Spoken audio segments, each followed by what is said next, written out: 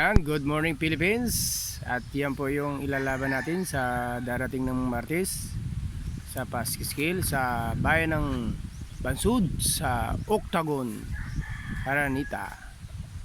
Yan, ipiplex ko lang po sa inyo ang aking miyahin, Tagalogin.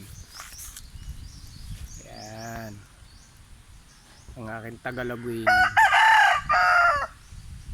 Lalaban po natin sa Martes. Good luck guys sa ating manok. Ayan po ay may